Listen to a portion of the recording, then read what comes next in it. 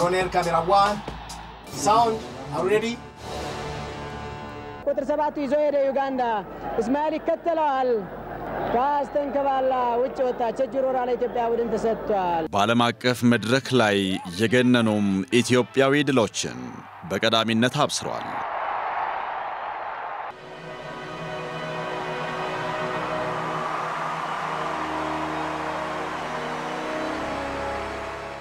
ዘመናዊ ቴክኖሎጂ ያልደረሰባቸው የገጠር ማህበረሰቦች ኑሮን አስቃኝተዋል አዋሽ 200 ኪሎ ሜትር ርዝመት ያለው መንገድ ጉዞ የሚጀምረው ከዚህ ተነስቶ ነው ከምንጩ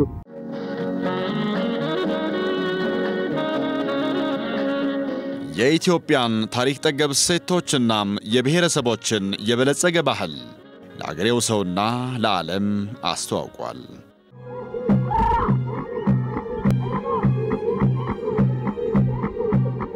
የነጋገር ተረካቢ ትውልዶችን በስነ ምግባርና በእውቀት አንጿል እነስት ልጆች የዛሬ አበባዎች የነገ የሥርዓት ለውጥ ሲከሰት የመጀመሪያው መረጃ ቀባይ ሆኖ ሰርቷል ቀዳማዊ ኃይለ ሥላሴ ከስልጣናቸው ወርደዋል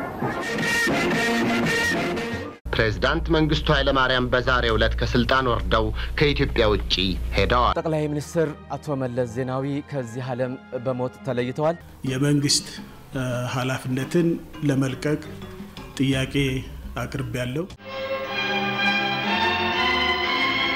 ከድህነት ለመውጣት በተደረጉ ትግሎችና ርብርቦች ውስጥ ከቀዳሚዎቹ አንቂዎች ዋነኛው ነበር ለሀገር ሉዓላዊነት የተደረጉ ተጋድሎችን በግንባር ተገኝቶ በመቅረጽ ታሪክ አስቀርቷል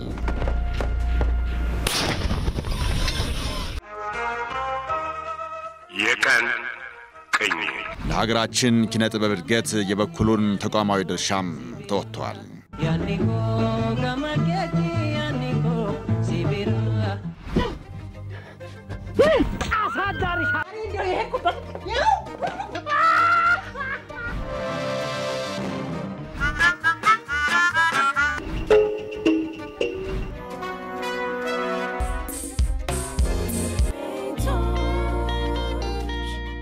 በትውልዶች መካከልም አገናኝ ድልድይ ነበረ በአጠቃላይ ከነክፍተቶቹና ጉድለቶቹም ቢሆን ማህበራዊ መጣኔ ሀብታዊና ፖለቲካዊ ሁነቶችን ተከታትሎ የተጠናቀረ መረጃ አቀብሏል የኢትዮጵያ ብሮድካስቲንግ ኮርፖሬሽን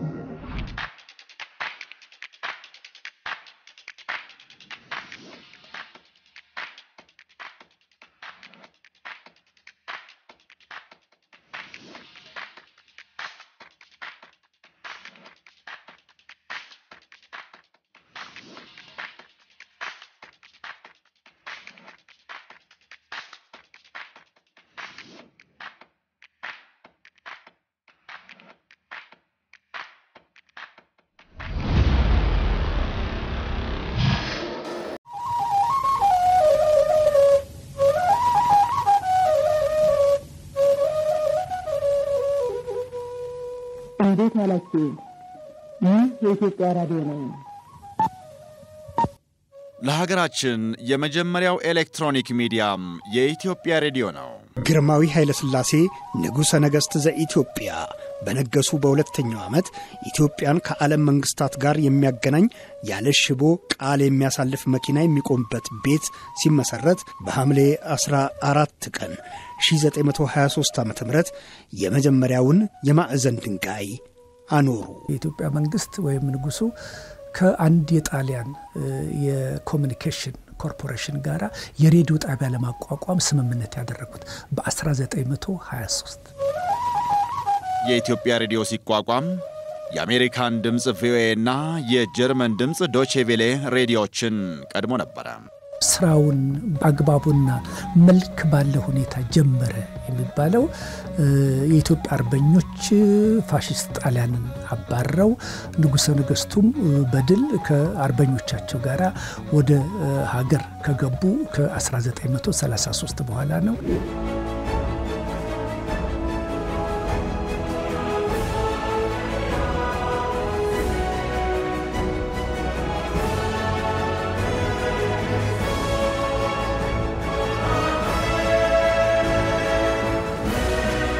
ከሰሃራ በታች ካሉ ሀገራት በቅኝ ገዢዎች ያልተቋቋመ ብቸኛው የሬዲዮ ጣቢያም ነበረ። እንደምን ዋላችሁ። ይህ አቡነ ጴጥሮስ አደባባይ የሚገኘው የኢትዮጵያ ድምጽ ሬዲዮ ብሔራዊ አገልግሎት ነው። መረጃ በማቀበል አስተማሪ የሆኑ ዝግጅቶችን በማቅረብና በመዝናኛውም ረገድ አሻራ ያኖረ ስራን ሰርቷል።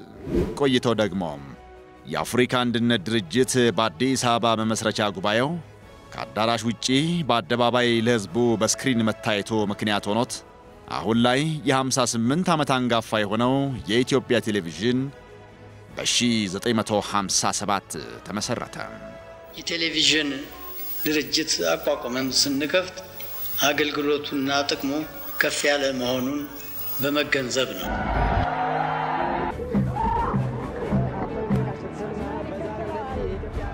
የኢትዮጵያ ቴሌቪዥን በአዲስ አበባ ማዘጋጃ ቤት ህንፃ 4ኛ ፎቅ ላይ በአንዲት አነስተኛ ስቱዲዮ ያረጁ 3 ካሜራዎችን አቁሞ ስራ ጀመረ። በ5 እንግሊዛውያንና 27 ኢትዮጵያውያን ሰራተኞች በቀን ከ40 ደቂቃ የማይበልጥ ስርጭት በአማርኛና እንግሊዘኛ ቋንቋዎች ያከናውን ነበር።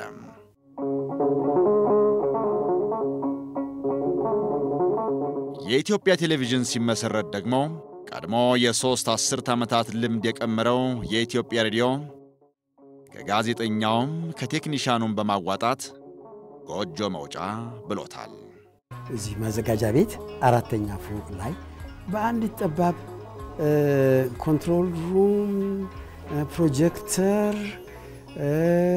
እና ካሜራ ጣራው እንደዚህ ዝቅተኛ ነው፣ በጣም ሙቀት ያለበት ስቱዲዮ ሆኖ ተጀመረ። ለ2 ዓመታት ከ1957 እስከ 1959 ድረስ ላይቭ ፕሮግራሞች እየተላለፉ ከዛ በኋላ ነው ቪቲአር መጥቶ ተገጥሞ ሪኮርድ እየተደረገ ፕሮግራሞች መታየት የጀመረው። እንጠቀምበት የነበረው መሳሪያ ለቴሌቪዥን ፕሮዳክሽን ይጠቅማል የሚል ለዚህ ተብሎ የተሰራ ሳይሆን ኢንዱስትሪ ውስጥ የኢንዱስትሪዎችን እንቅስቃሴ በሩቅ ሆኖ ለመቃኘት የሚያስችለው ለዚህ ስራ ተብሎ ከተሰሩት ውስጥ ነበር። የጣቢያዎቹ ስያሜ የኢትዮጵያ ሬዲዮ እንዲሁም የኢትዮጵያ ቴሌቪዥን ይባል እንጂ የስርጭት አድማሳቸው ከአዲስ አበባ አያልፍም ነበር። በተለይ ቴሌቪዥኑ በተቋቋመበት ዘመን የአዲስ አበባ ነዋሪ በየቤቱ ቴሌቪዥን ስላልነበረው የኢትዮጵያ ቴሌቪዥንን የሚያየው በየአደባባዩ በተተከሉት ስክሪኖች ላይ ነበር።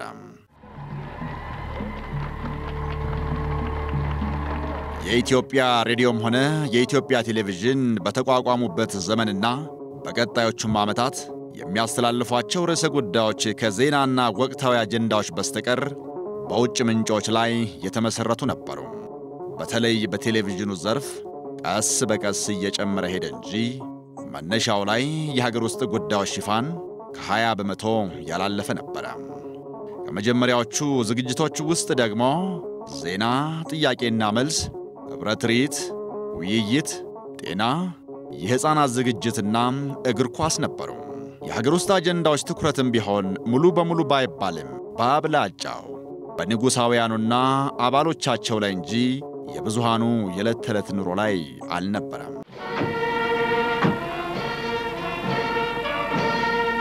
የጃንሆይ ልደት፣ የዘውድ በዓል፣ የነጻነት በዓል፣ እሺ ፓርላማ ሲከፈት የዙፋን ንግግር፣ ይሄ ከባዱ ነገር እንደወረደ ነው የምታነቢው። እሳቸው የተናገሩት ኤዲት እንኳን የማድረግ መብት የለም።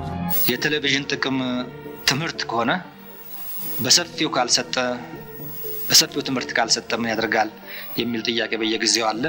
በዚህ ጥያቄ እኔም እስማማበታለሁኝ።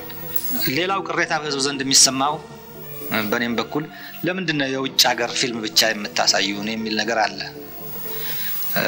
የሀገራችንን ነገር ስንት መስራት የሚገባው ነገር እያለ ለምን አናየው? በ1960 በኢትዮጵያ ምድር የመጀመሪያዎቹም የኤሌክትሮኒክ ጣቢያዎች የሆኑት የኢትዮጵያ ሬዲዮና የኢትዮጵያ ቴሌቪዥን ድርጅት ባንድ ላይ ሆነው የኢትዮጵያ ሬዲዮና ቴሌቪዥን ድርጅት በሚል በአንድ ባጅ ተቋቋሙ። በተወሰነ መልኩም ቢሆን በቴክኖሎጂና የሰው ኃይሉን የማሰልጠን መጠነኛ ስራዎችም ተሰሩ። በወቅቱ በእንግሊዛውያን ሲመራ የነበረው የቴሌቪዥን ዘርፍም በኢትዮጵያዊው ሳሙኤል ፈረንጅ ተተክቶ ነበር። የኢትዮጵያ ቴሌቪዥን ከተመሰረተ ወዲህ 10 ዓመታት ቢያልፉም እንደ ሌሎቹ የእድገት ትልሞች ሁሉ ተለጉሞ በመያዙ የተመኘውን ያህል አገልግሎት አለመስጠቱ ለማንም ግልጽ ነው። ድርጅታችን በስም ብቻ የኢትዮጵያ ይባል እንጂ በእውነቱ በግብሩ እና በአገልግሎቱ የአዲስ አበባ ቴሌቪዥን ብቻ ነበር። እስከ ዛሬ ድረስ አገልግሎቱ ከፕሮፓጋንዳ መሳሪያነት ደረጃ ባለማለፉ ለትምህርትና ለማሳወቂያ አገልግሎት ሊሰጥ የሚገባውን ድርሻ እንደ ፍላጎታችንና እንደ ተገቢነቱ አለማበርከቱ እኛንም ተመልካቾችንም ሁሉ አሳዝኖናል። የሀገር ውስጥ ፕሮግራሞች ቀስ በቀስ እያደጉ ቢሄዱም የሕዝብን ጉዳይ ቅድሚያ በመስጠት ረገድ ግን ክፍተቱ ሰፊ ነበር።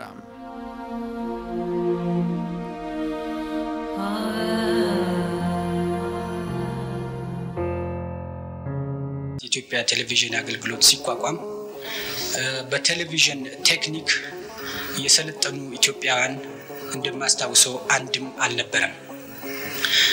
ነገር ግን በዚህ ባጭር ጊዜ ውስጥ ዛሬ የኢትዮጵያ ቴሌቪዥን አገልግሎት ሙሉ በሙሉ በኢትዮጵያውያን ሲካሄድ በማየቴ በጣም ደስ ይለኛል።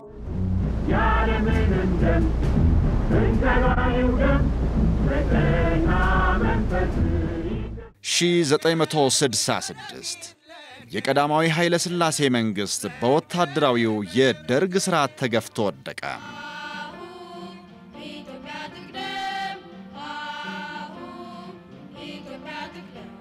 በኢትዮጵያ ምድር የለውጥ መንፈስ ሲረብህ በአብዮቱ ዋዜማ ላይ በወቅቱ ስሙ ተቀይሮ የአብዮታዊት ኢትዮጵያ ድምጽ የሆነው የኢትዮጵያ ሬዲዮም ሆነ የኢትዮጵያ ቴሌቪዥን ይዘት እንደ ቀድሞው ወጥ ሆኖ አልቀጠለም ነበር። ያለውን ሊያስቀጥልና አዲስ ሊተልም በሚሞክር መካከል ዋዠቀ።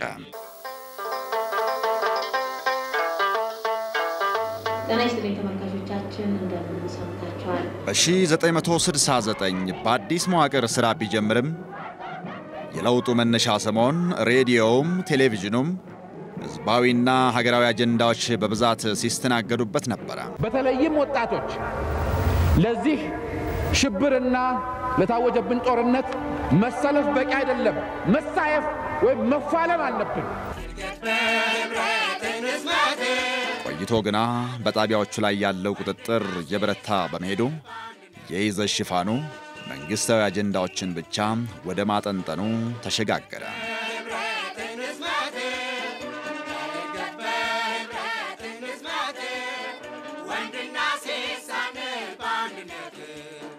በቴሌቪዥን ረገድ በ1969 ስርጭቱም ኤርትራ እንዲደርስ ተደረገ።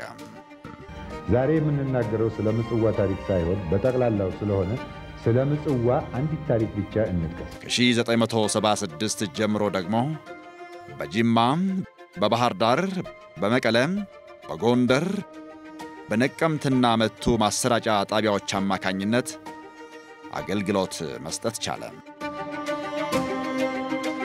የኢትዮጵያ ቴሌቪዥን በተቋቋመ በ20ኛ ዓመቱ ወደ አንድ አዲስ ምዕራፍ ተሸጋገረ። በ1977 የኢትዮጵያ ሰራተኞች ፓርቲ ኢሰፓ መስራች ጉባኤን በደመቀ ሁኔታ በቀጥታ ለማስተላለፍ ሲባል የጣቢያው ስርጭት ከጥቁርና ነጭ ወደ ባለቀለም ተሸጋገረ።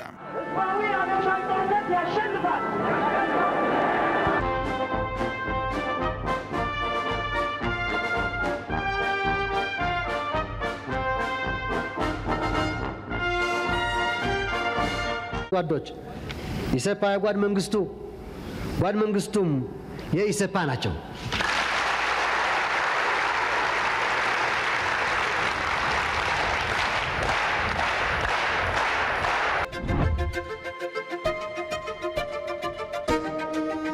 ቴክኖሎጂ ተሻሽሏል።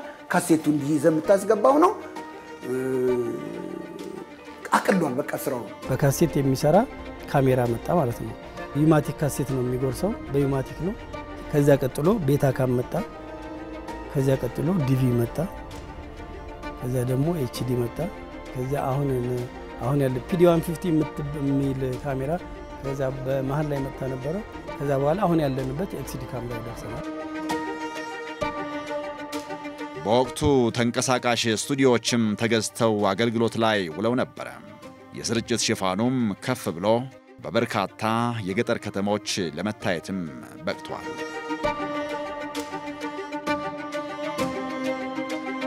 ይዘቱ ላይ ግን ምንም እንኳን በተወሰነ መልኩም ቢሆን ማህበራዊና ምጣኔ ሀብታዊ ጉዳዮችን የሚዳስሱ ዝግጅቶች ቢኖሩም ይበልጥ ወደ መንግስታዊ የፖለቲካና ፕሮፓጋንዳ ጉዳዮች ብቻ ያዘነበለ ህዝቡ አንገብጋቢ ጉዳዮች ናቸው የሚላቸው እየተዘነጉ ሄደዋል ይህ እንዳይሆን የሞከሩ ጋዜጠኞችም በጸረ አብዮተኝነት እየተፈረጁ ጉዳት ይደርስባቸው ነበር ኢትዮጵያችን ትቅደም ብለን እንገስግስ ለትውልድ እንዲተርፍ ያዝነው ትንስስ ተነሳ ተራመድ ክንድና በርታ ለአገር ብልጽግና ለወገን በወታደራዊ መንግስት በነበረ ጊዜ ምንም ነገር በስርዓት አይሰራም የሚል ግምት ያላቸው ሰዎች አሉ ይህ ስህተት ነው ይሰራሉ ስራዎች ግን ጋዜጠኛው ራሱ ጠንካራ ከሆነ ማህበራዊ ኢኮኖሚያዊና በመሳሰሉ ነገሮች ላይ የፈለከውን አስተያየት ሰጥተህ ስራ መስራት ትችላለህ በኋላ ከሰዎቹ ቁጣ ክስ ሊመጣብህ ይችላል ሊከሱ ይችላሉ ግን ሰብረ መስራት ትችላለህ አንተ የሚከለክልህ ህግ የለም ግን ዩዛሊ አንተ በማናውቀው የፖለቲካ ነገር ውስጥ ገብተን ወደ ወዲህ ከተወለካከፍ ችግሮች ይኖራሉ ያንም ማስወገድ ነው እዛ አካባቢ ብዙ ነገር አታወራም ፖለቲካ ኤሪያ ላይ ምናልባት የፖለቲካ ሰዎች ራሳቸው የሚሰጡትን ትንታኔ ነው የምናስተናግደው ህብረተሰቡ ከሚዲያ ጥቆማ ይፈልጋል ማጋለጥ ይፈልጋል አዝናኝ ፕሮግራሞችን ይፈልጋል ይሄንን በእውነቱ ሚዲያ ሬዲዮ ቴሌቪዥን ሌሎቹ አቀርባል የሚል እምነት የለኝ አላረካል ግን ለህዝብ አገልግለናል የቻልነው ለህዝብ አገልግለናል ውሱንነት ባለው ሚዲያ ደግሞ ሁሉንም ወገኖች ማርካት አይቻልም ምናልባት በዚሁ አካባቢ ውጊያ ይጀምራል እና እያንዳንዳችሁ እንግዲህ እዚህ ላይ ነው ያ ኢትዮጵያዊነታችን ምን ይመዘንበት እና የተናገርነውን ሆነን የምንገኝበት ቋሚም የሚያልፍም የሚታዘብበት ሁኔታ የሚታይበት ይሄ ነው እነሱም በእውነት ለዲሞክራሲና ለሰላምና ለእኩልነት እንደሆነ የቆሙት ይሄንን ስንል መቆም አለባቸው ኢትዮጵያን ለመበተን እንደሆነ ይቀጥላሉ ኢትዮጵያን ደግሞ ለመበተን እስከተቀጠለ ድረስ የኔ ግንባር እስከተበተነ ድረስ ደግሞ በበኩሌ ከኢትዮጵያ አንድነት ኃይሎች ጋር ትግሌን ይቀጥላል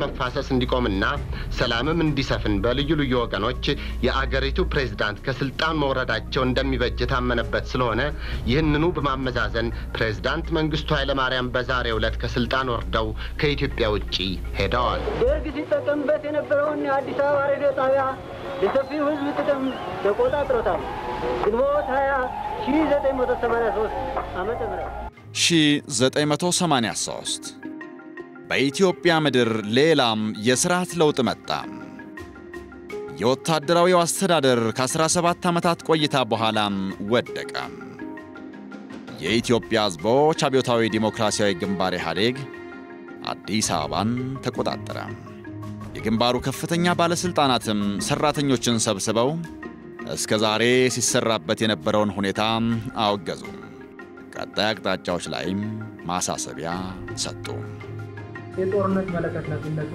ያቋረጠ ሚዲያ መሆን አለበት ትላንት ጦርነቱን እያሞገሰ ጦርነቱን እያወደሰ የህዝቦችን እልቂት ሲጋብዝ የነበረ የመገናኛ ብዙሃን የጦርነት አቀንቃኝ የሆነ ሚዲያ መሆኑ ማቋረጥ በአፍሪካ ውስጥ በደሃ ሀገር ውስጥ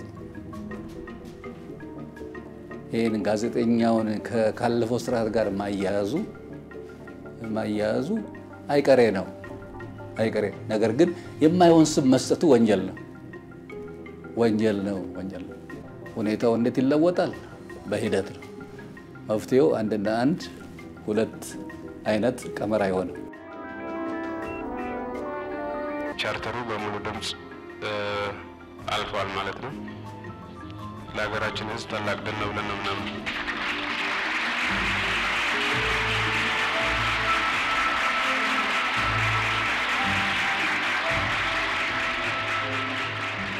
ተመልካቾቻችን በአፍሪካ አዳራሽ ላለፉት 5 ቀናት ሲካሄድ የሰነበተው የሽግግር መንግስት ምስረታ ጉባኤ በኦፊሴል ተፈጽሟል። Lay down the cornerstone for democracy. የኢትዮጵያ ቴሌቪዥን በሽግግሩ ዘመን የግፉአን ዜጎች የትግል ፍሬ የሆነው ሰላምና ዴሞክራሲ እንዲያብብ እንዲጎለብት የድርሻውን ተጫውቷል። የጋዜጠኛውን ፖለቲካ ስብዕና አኮላሽቶ የነበረው ስርዓት በመሽቀንጠሩ የተሸበበ ብዕር ሊተባ ግርዶሽ የጣለበት ካሜራ ሊጠራ ችሏል። አስታውሰውም ነበር እንደዚህ ማለት እኔ የጃንሆይ መንግስት ሲወድቅ ለውጥ ሲመጣ የኮሌጅ ተማሪ ነው። ሚዲያው ያኔ ተከፈተ። የደርግ መንግስት ደግሞ በኢህአዴግ ሲቀየር ቴሌቪዥን ነበር መስራው እና አንጻራዊ ነፃነት ተገኘ። እየቆየ ሲሄድ ግን የመንግስት እጅ እየጠነከረ ቁጥጥሩ እየበረታ ሲሄድ ወደ ሴልፍ ሴንሰርሺፕ ይደረሳል። ያ የተናገርኩበት ተስፋ ግን ገና ብቅ ሲል ነው። ይሄ ደግሞ በ66 ሆኗል። ኢህአዴግ ደግሞ ደርግን ጥሎ ስልጣን ሲይዝ ሆኗል። የእንግሊዝኛው ፕሮግራም ኢንተርናሽናል ሆኖ ኢትዮጵያን የሚያስተዋውቅ ልዩ ፕሮግራም ይዘጋጅ ብዬ ጠየቅኩና እሺ ለገንዘብ ሚኒስተርና ኢኮኖሚ ሚኒስተር ጋር ተነጋገር ምናምን ተባለ። እዛ ጋር ሄጄ ስነጋገር አንዱ የተነሳው ጥያቄ ኢኮኖሚና ገንዘብ ሚኒስተር በጣም ጥሩ ሐሳብ ነው እንፈቅዳለን ባጀቱን አሉ። አንዳንዶቹ ደግሞ 120 ሲጀምር እንኳን እኛን ሳያስፈቅድ ነው የጀመረው ባጀት ሳይጠይቀን አሉ። አዎ ባጀት ያልጠየቁበት ምክንያት ማርኬቲንግ ዲፓርትመንት ራሴ አቋቁሜ ገቢውና ወጪው ራሱ እየሸፈነ ስለሆነ ባጀት አልጠየቅም አልኩ።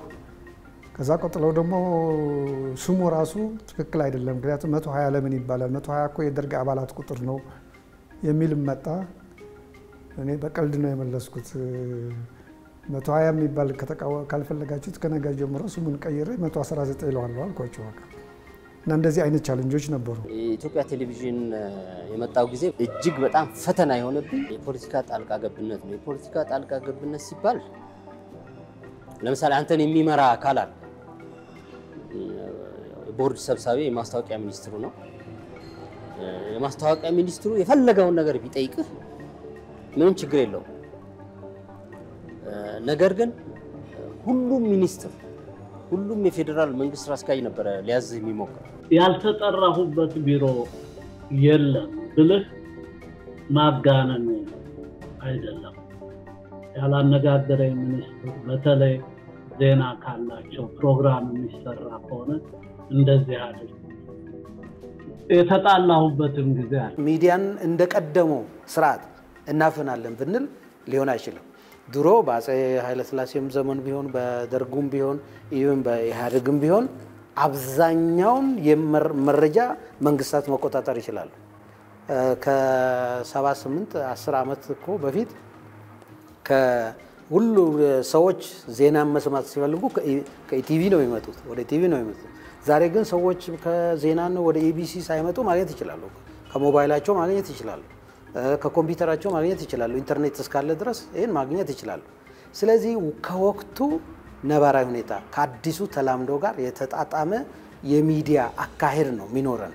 የዲሞክራሲያዊ ሽግግሩንም ታሳቢ ያደረገ አካሄድ ነው የሚኖረን።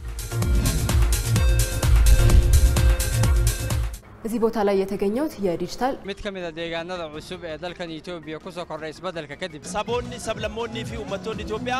Alors aujourd'hui il a parlé sur Barcelona arsima la Dr. Abiy የማይበገር ኢንተርኔት in the beautiful town Hawassa የሸቀጦች ዋጋ የችግሩን አሳሳቢነት ደረጃ بالشعوب والقوميات الإثيوبية ያንዳንዱ ስፖርት እንዴት ነው የተጀመረው የሚለው ነገር የሚያሳይ ነው ታሪክን እንሰንዳለን ማለት ነው 20 ቢሊዮን ችግኝ የመትከል እቅድ ይዞ ነው ናይ ሰላም ናይ ፍቅር ናይ ሓድነት ንኸኸውን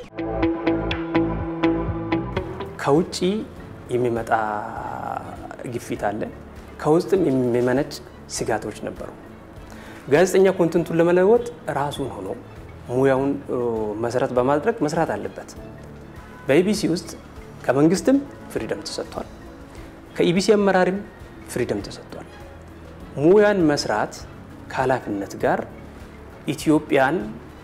ኢትዮጵያውያን የማንነት ስራዎች ይሰራሉ ኢቢሲም እንደማንኛውም ሚዲያ በራሱ ሰራተኞች በራሱ የሥራ አመራር ነፃ ሆኖ የሚሰራ ሚዲያ ነው ከዚህ ውጪ ደግሞ መንግስታዊ አቅጣጫ በቦርዱ በኩል ያገኛል በሚመለከታቸው የመንግስት አካላት የመንግስት አጀንዳዎችን የተመለከቱ ጉዳዮች አቅጣጫ ያገኛል ይሄን ሁሉ ሲሰራ ግን በራሱ አሰራር በራሱ አካሄድ በራሱ ኤዲቶሪያል ቲም አማካኝነት ነው የሚሰራው እዚህ ውስጥ አልቃ አይገባም ሳንሱርድ አይደረግም ማለት ነው ሚዲያ ነፃ ይሆናል ሲባል እንጂ እንደፈለገ ይሆናል ማለት አይደለም ኃላፊነት አለበት ነፃነት ሲሰጥ ከተጠያቂነትና ከኃላፊነት ጋር ነው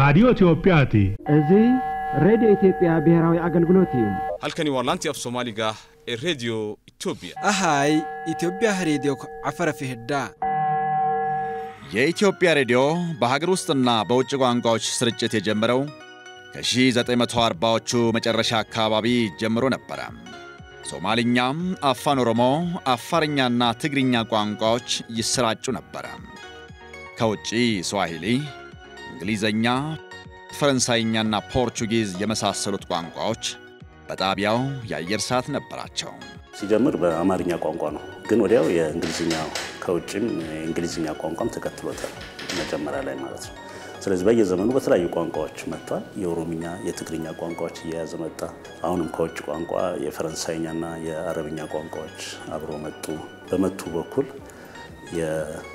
የአኝዋክ ኑዌር የመሳሰሉ ቋንቋዎች የማስተላለፍ ነገር ወደ 80ዎቹ መጣ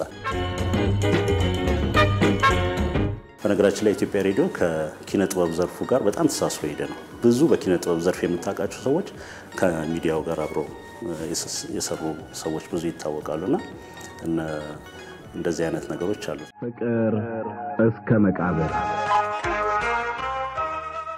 የቀን ቅኝ ወጋየሁ ሲተርክ የታንጉት ሚስጥርን እንዳጋጣሚ አይቻለውና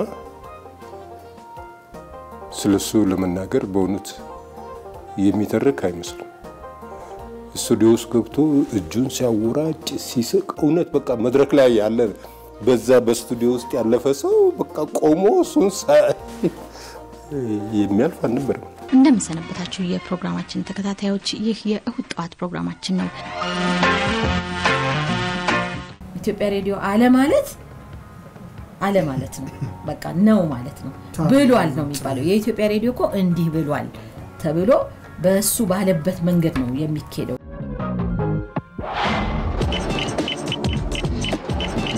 የኢትዮጵያ ቴሌቪዥን ግናም ሲጀምርም ጀምሮም በአማርኛና እንግሊዘኛ ቋንቋዎች ሲያሰራጭ ቢቆይም ለሀገር ውስጥ ቋንቋዎች የአየር ሰዓት ደልድሎ ስርጭት የጀመረው ከ1983 ለውጥ ጀምሮ ነው ትጋ ቆፒ ኬኛ ወጅን ዳወና ኬሰን ኖጅና ተውጅና አያና ጋሪ ለፈጀርተን ወዳት ሰላም ጠና በለይ ድحنا ደቀንኩም ከወርኩም ተመልከቲ ማደብ ሰንበት ምሳና ለሶስተኛ ጊዜ የመዋቅር ለውጥ አድርጎ ቀድሞም የአፋን ኦሮሞና ትግርኛ ቆይቶ ደግሞ የሶማሊኛና አፋርኛ ማስተባበሪያዎችን አቋቁሞ ስርጭት ጀምሯል ከዚህ በተጨማሪም ከደቡብ ከጋምቤላ ከሐረሪ ከቤንሻንጉል ጉሙዝ ከድሬዳዋና ከሌሎች ክልሎችና አስተዳደር ከተሞች የሚላኩ ዝግጅቶችንም ያሰራጭ ነበር።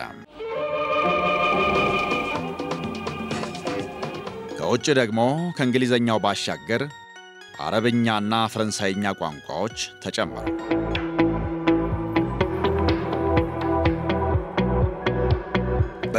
በ1986 ለአራተኛ ጊዜ በተሰራው መዋቅር ከመምሪያነት ወደ ድርጅትነት ከፍ ያለው የኢትዮጵያ ቴሌቪዥን በ1989 ደግሞ ወደ ሌላም አዲስ ምዕራፍ ተሸጋገረ።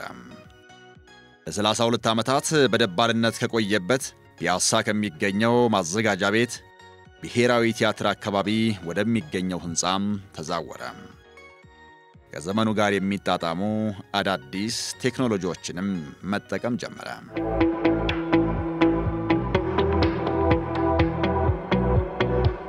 በ1960 ሁለቱም ማለትም የሬዲዮና የቴሌቪዥን ጣቢያዎቹ በአዋጅ ቢጣመሩም ሰምሮም አልዘለቀም ነበር። ሆኖም የዘመን ጅረት ዳግም አገናኛቸው። በ1990 የሬዲዮና ቴሌቪዥን ጣቢያዎቹ ተጣምረው የኢትዮጵያ ሬዲዮና ቴሌቪዥን ድርጅት በሚል በአንድ ሕንጻ ውስጥ ጠቅልለው ገቡ። በአንድ ቻናል ብቻ ሲሰራ የቆየው ድርጅቱ ታዲያ በወቅቱ የነበሩ በርካታ ፍላጎቶችን የሚያሟላ የአየር ሰዓት አልነበረውም። በመሆኑም የተባባሪ አካላትን ፍላጎት፣ የቋንቋዎችን ተደራሽነት ብሎም የመዝናኛ ኢንዱስትሪውን እድገት ለማገዝ በሚያስችል መልኩ በ1990 ኢቲቪ2 እና በ2003 ደግሞ ኢቲቪ3 ቻናሎችን በተለያዩ ጊዜያቶች ከፍቶ ስርጭት ጀምረዋል። መረጃ ከመስጠት ባሻገር ደግሞ በህብረተሰቡ መሃል የሚነሱ ሮሮዎች የሚሰሙበት፣ የመልካም አስተዳደር ችግሮች የሚጋለጡበት እንዲሁም ሌሎች አስተማሪና አዝናኝ ፕሮግራሞችን ጨምሮ አዳዲስ የፎርማት ቀረጻ ስራዎች ተሰርተው ህዝቡ ጋር እንዲደርሱ ሆነዋል። የአየር ሰዓቱም ቢሆን ቀስ በቀስ እያደገ የ24 ሰዓታት ስርጭት ላይ ደርሷል። የሬዲዮና ቴሌቪዥን ስራ በህብረተሰቡ ውስጥ ተጠያቂነት መፍጠር፣ በመንግስት ውስጥ ተጠያቂነት መፍጠር እንደ ዋና ስራ በህግ ተጽፎ ቁጫል። ያ ወደ አይናችን እንዲሄድ ወሰደኝ። ቢኮዝ ተጠያቂነት መፍጠር ማለት ያ ማለት ነው። ተጠያቂነት ደግሞ የሚፈጥር ሚዲያ ስትሆኝ ተቀባይነትሽ ከፍ ይላል።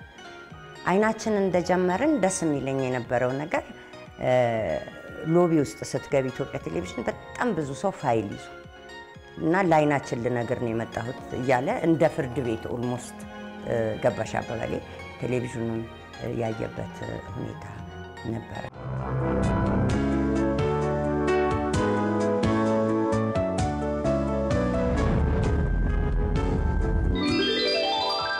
አድማጮቻችን በመከታተል ላይ የምትገኙት ከኤፍኤም አዲስ 97.1 የሚተላለፍላችሁን ስርጭታችን ነው። በወርሃ ግንቦት 1992 ደግሞ በኢትዮጵያ ሬዲዮ ስር በኢትዮጵያም የመጀመሪያው የሆነውና በአዲስ አበባና አካባቢው ያሉ አድማጮችን ተደራሽ ያደረገ አማራጭ የኤፍኤም ሬዲዮ ስርጭት ተጀመረ።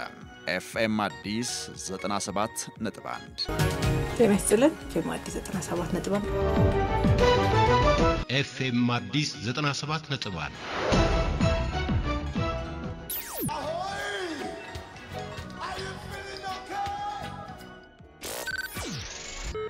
አዲስ ዜማ እሁድ መዝናኛ ቆይቶ ደግሞ የውጭ ቋንቋዎች ብቻ የሚተላለፉበት 104.7 ሬዲዮ ስርጭት ጀምሯል። EBC Radio 104.7, the voice of diversity and renaissance. የኢትዮጵያ ሬዲዮና ቴሌቪዥን ድርጅት 2006 ጀምሮ ደግሞ በሌላ አዲስ አደረጃጀት ከድርጅትነት ወደ ኮርፖሬሽንነት ተሸጋገረ። ስያሜውንም ወደ ኢትዮጵያ ብሮድካስቲንግ ኮርፖሬሽን ቀየረ። እንዲያም ሆኖ ግና የህዝብ ድምጽ በመሆንና ድምጹንም ቅርጽ በማስያዝ ረገድ የነበሩ ክፍተቶቹን እንደታቀፈ ቆይቷል። የብዝሃነትና የህዳሴ ድምጽ የኢትዮጵያ ብሮድካስቲንግ ኮርፖሬሽን ከ2008 ዓመተ ምህረት ጀምሮ ሀገራዊው የፖለቲካ ሁኔታ ባለበት እንደማይቀጥል ፍንጮች መታየት ጀመሩ። ተጠያቂነትን ሳይዘነጋ የህዝብ ድምጽ የሚሰማበት ሚዲያ ለማድረግም ጥረቶች ተደረጉ።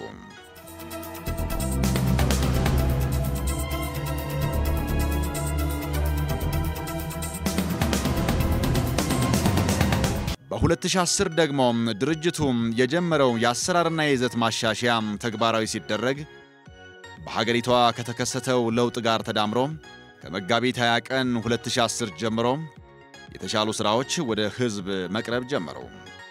ጣቢያው ከአድማጭ ተመልካቹ ጋር ያለውን ዝምድናም መልሶም አደሰው። የኢትዮጵያ ብሮድካስቲንግ ኮርፖሬሽን በቴሌቪዥን ዘርፍ 53 ዓመታትን ከተመልካቹ ጋር ዘልቋል።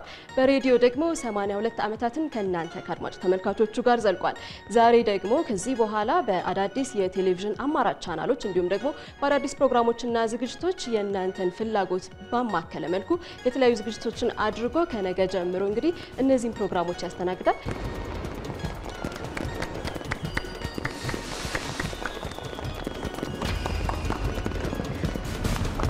በዚህ ዕለት እንግዲህ አድማጮቻችንን የምንጠይቀው የማያቋርጥ አስተያየቶቻቸውን እየሰጡን በእነሱ አስተያየት ጉልበትና አቅም እያገኘን በማያቋርጥ ለውጥ ውስጥ ለመግባት ከፍተኛ ፍላጎት ያለን መሆኑን እየገለጹ የሚወዷቸው የሚከታተሏቸውና የሚያደምጧቸው ምርጥ ፕሮግራሞችና ዜናዎች ያሉን ስለሆነ እንዲከታተሉ ነው የሚጋብዛቸው።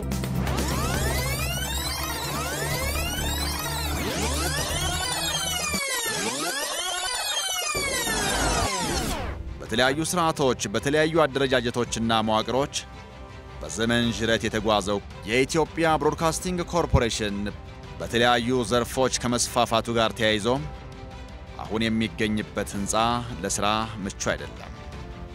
ዓለም ከደረሰበት የሚዲያ እድገት አንፃር ሲታይም ደረጃው ዝቅ ብሏል።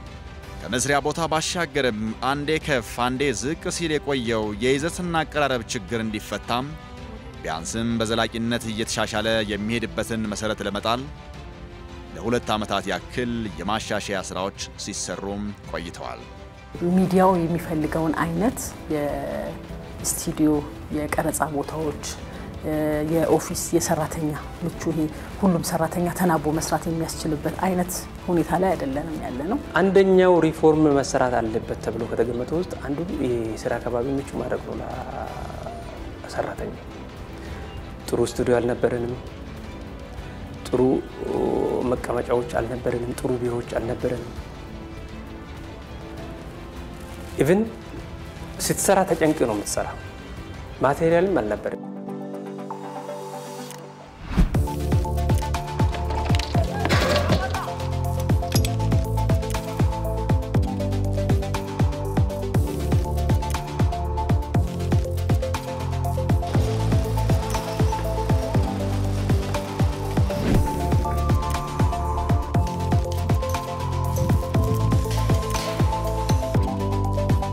ወርሃ ግንቦት 2015 የኢትዮጵያ ብሮድካስቲንግ ኮርፖሬሽን በታሪክ ወደ ሌላ ምዕራፍ እየተሸጋገረ ይገኛል። ለ26 ዓመታት ከቆየበት ብሔራዊ ቲያትር አካባቢ ከሚገኘው ህንፃ የተንጣለለ ስፍራ ወዳለው ሸጎሌ ወደሚገኘው አዲሱ ግቢው እየቀየረ ይገኛል። አዳዲስ ስቱዲዮዎች ወደ ተገነቡበት፣ ዘመኑን የሚመጥኑ ቴክኖሎጂዎች ወደ ተተከሉበት፣ ምቹ የሥራ መንፈስ የሚፈጥሩ ቢሮዎችና ለደንበኞችና እንግዶች ላይን ማራኪ የሆነ ግቢ ወደ ተዘጋጀበት ቀልብ ወደሚገዛው ስፍራ ሪፎርም ላይ ነን ያለነው። ሪፎርሙ ደግሞ የሚሰራው በሰዎች አእምሮ ላይና በፊዚካል ስትራክቸር ላይ ነው እየሰራ ያለው። ፊዚካሉ ያው እየሰራን ያለነው የቦታ ለውጥ ነው፣ የስቱዲዮ ለውጥ ነው፣ የቢሮዎች ለውጥ ነው፣ አጠቃላይ የስራ ኤንቫይሮንመንት ለውጥ ነው።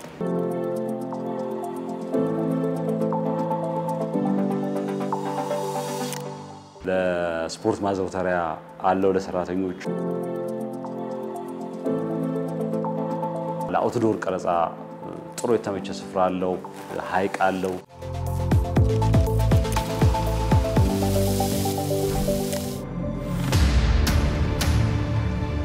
በእኔ እምነት በሀገር ውስጥ ቢሆን ከሀገር ውጭም ካሉ ስቱዲዮዎች ዓለም አቀፍ ደረጃውን የጠበቀ ስፍራ ይሆናል ማለት ነው።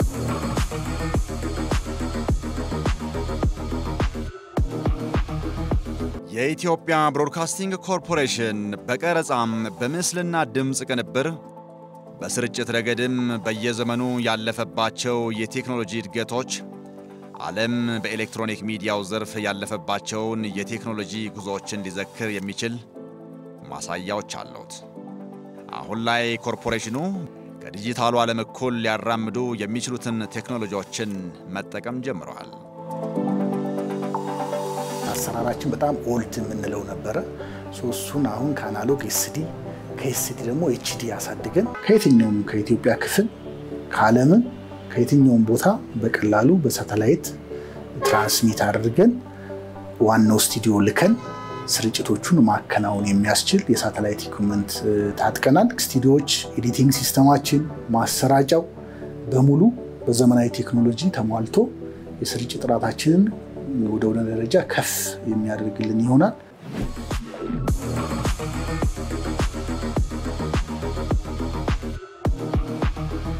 ዲፕ አርካይቭ የምንለው ሮቦቲክ ነው። የሰው ልጅ ስራ የሚተካ በጣም ሂውጅ የሆነ ሲስተም ነው። 500 ቴራባይት ስቶሬጅ ያለው ነው። ኤክስፓንዴብል ነው፣ ስኬሌብል ነው። ከ500 ቴራባይት እስከ 5 ፔታባይት ድረስ ኤክስፓንድ ማድረግ የሚችል ያለንን አርካይቭ ጨምሮ ከዚህ በኋላ 10 እና 20 ዓመት የሚመጡ አርካይቮችን መያዝ የሚችል ትልቅ ሲስተም አለን።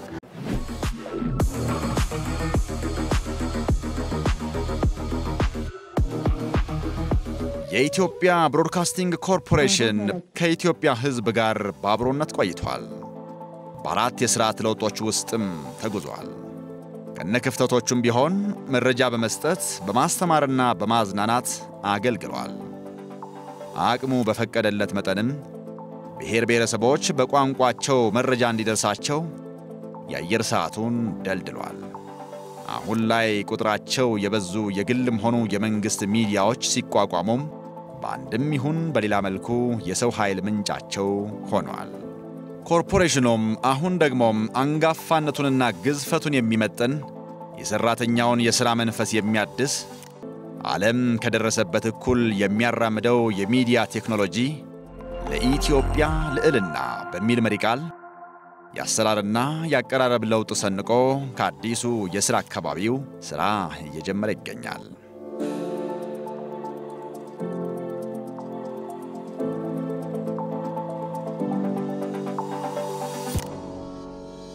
አሁን ላይ አፋን ኦሮሞና የሕፃናት ፕሮግራሞች ራሳቸውን ችለው ቻናል ሲሆኑ የሀገር ውስጥና የውጭ ቋንቋዎች በስፋት የሚስተናገዱበት ራሱን የቻለ የቋንቋዎች ቻናልም ተቋቁሟል። Bienvenue chers téléspectateurs sur ABC, c'est moi Zalal Morkana avec le journal Ethiopia Broadcasting Corporation qui عفرك في برنامج كتبتوبك السلام عليكم ورحمة الله وبركاته. وعن وناس الدولية المتصل دون سنة سود وهذا وكيل عن الصومالية Ethiopia Broadcasting Corporation وحنا ورقة فقرسينية. بقرستو قانقوا أفان أورومو تجرينيا أفارينيا سومالينيا አለን እነዚህም በጣም ውስን ሰዓት ነው ያላቸው እስካሁን ይሄንን የማጠናከር ስራ እየሰራን ነው በሂደት በተለይ እነዚህ የፌደራል የሥራ ቋንቋ ይሆናሉ ተብሎ ተመርጠው በመንግስት የተለዩ ቋንቋዎች ላይ በስፋት እየሰራን ነው ቢቻል በሂደት ወደ ቻናል ራሳቸው እንደ ቻሉ ቻናሎች የማሳደግ ስራ እየሰራን ነው አፋን ኦሮሞ አሁን ራሱን ችሎ በቻናል ደረጃ የ24 ሰዓት ስርጭት የቴሌቪዥን ስርጭት ጀምሯል በቀጣይነት ሌሎችም በሂደት እንደዛው ትግርኛ አፋርኛ ሶማሊኛ ያን ሌሎችንም በቻናል ደረጃ የማዋቀር ስራ በተከታታይ እንሰራለን በአገር ውስጥ አፋን ኦሮሞ ትግርኛ ሶማሊኛ አፋርኛ ይተላለፋሉ አሁን እያሰብን ያለነው የቋንቋዎች ዘርፍን የኢንተርናሽናሉን ኢቲቪ ወርልድ በሚል በእንግሊዝኛ እና በአረብኛ የሚሰራ ሚዲያ ያቋቋመው ብቻውን ችሎ እንዲወጣ ከፍተኛ ሪፎርም የተሰራበት ቻናል ቢኖር ይሄ ሳይበር ሚዲያ ነው። ይሄ ሳይበር ሚዲያ በመረጃ ቀዳሚ እንዲሆን ተመራጭ እንዲሆን በርካታ ስራዎች ተሰርተዋል። ቁጭ ብሎ ሜንስትሪም ሚዲያ የሚያዘጋጅ ብቻ የሚጠብቅ አይደለም ኤቢሲ የራሱ ኤዲተር አለው የራሱ ይዘት ፕሮዲዩስ የሚያደርጉ ክፍል አለው አሁን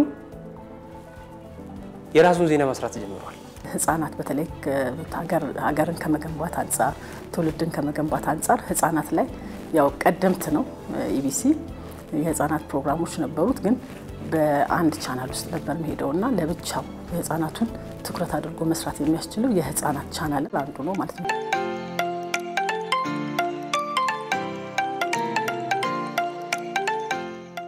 የሬዲዮም ሆነ የቴሌቪዥን ጣቢያዎቹ መረጃን ከማቀበልና ትምህርታዊ ዝግጅቶችን ከማቅረባቸው ባሻገር በመዝናኛው ረገድም ፈርቀዳጅ የሆኑ ለሀገራችን ኪነ ጥበብ እድገትና የስፖርታዊ ባህል መጎልበትም የነበራቸው አስተዋጽኦ የላቀ ነበረ። badam piten sankabu edasiya dambule garaniye sankabu bichuna ganaga tukira marmarini bahasato tere nexugeti failale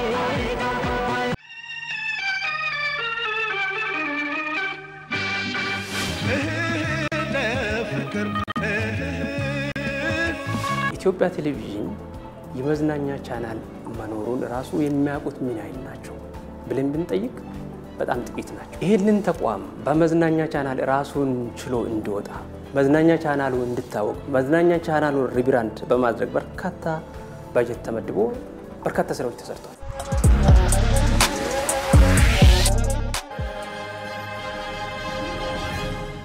አሁን መዝናኛ ቢያንስ አሁን ካሉ ከግል እና ከክልል ሚዲያዎች ጋር ተወዳዳሪ ሆኖ የሚያሸንፍ ኮንቴንት እና ይዘት እና አቀራረብ ይዞ እንዲመጣ ነው ያደረግን ያለ ነው።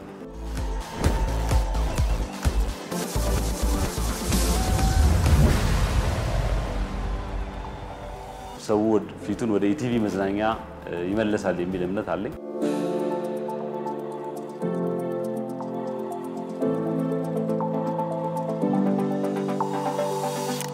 በሚዋዥቅ መልኩ ሳይሆን በሐሳብ ነፃነትና በተጠያቂነት መርህ የህዝብ ድምጽ የሚሰማበት አስተያየቶች ቅርጽ የሚይዙበት አገር ትበለጽግ ዘንድ የሚያግዙ መረጃዎችና ዝግጅቶች የሚቀርቡበት ትውልድ የሚቀረጽበት ዜጎች ለመረጃ ብቻም ሳይሆን ለመዝናኛም የሚመርጡት እድሜውንና ልምዱን የሚመጥን ተቋም ይሆን ዘንድ ደግሞ በሚዲያው አባላት በመንግስት አካላት እንዲሁም በህብረተሰቡ ትብብር ዛሬም ነገም ከነገ በስቲያም ሳይቋረጥ የሚሰራ ስራ ይሆናል።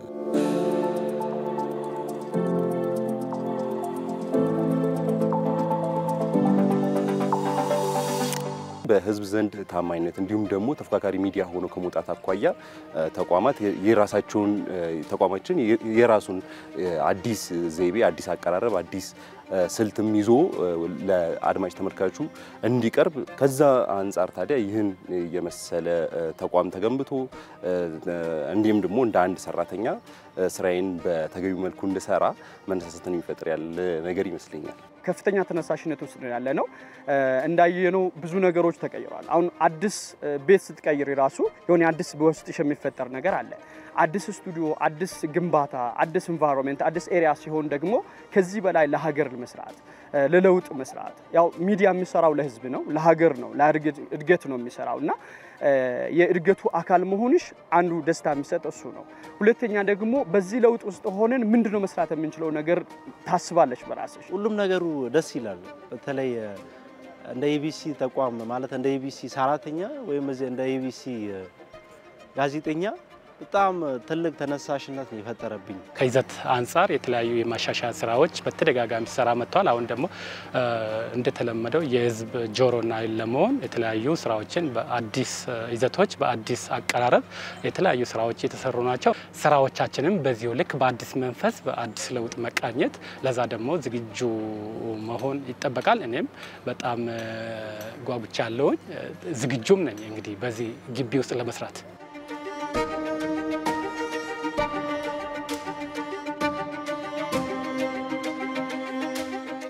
አሁን መሳካቱ እኔ በጣም ደስ ብሎኛል። ኢቢሲ አድጎ ተመንድጎ ማየት ፈልጋለሁ። እንደማንኛውም ሰው እንደኖረበት ሰው አይደለም እንደ ብሔራዊ ሚዲያም ትልቅ ሀብት ነው ብዬ ስለማስብ አሁን የተሰላው ህንፃ አዲሱ ህንፃ ከቢቢሲ ህንፃ ይተልቃል፣ ከነ አልጀዚራም ይተልቃል። ሲኤንኤንም አንድ ፎቅ ላይ ነው ያለው። ይሄ ሜዳው ራሱ ምናምን ሳየው እስከ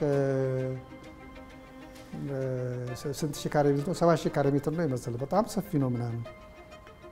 ይሄ ይቁር አይኑር አይደለም የምል ያለው። ይህን ስንሰራ ግን ዋናው ህዝቡ የሚገመግመው ቴሌቪዥን ጣቢያው በኮንቴንት ስለሆነ ጥሩ ኮንቴንት መቅረብ አለበት።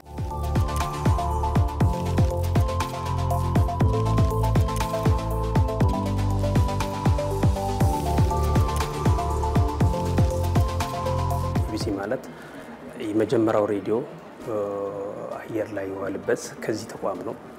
እንደዛውም በኢትዮጵያ የመጀመሪያ የቴሌቪዥን ስርጭት በኢትዮጵያ ምድር ወደ ኢትዮጵያ ያመጣ የአፍሪካውያን ድምጽ ነው ማለት እንችላለን።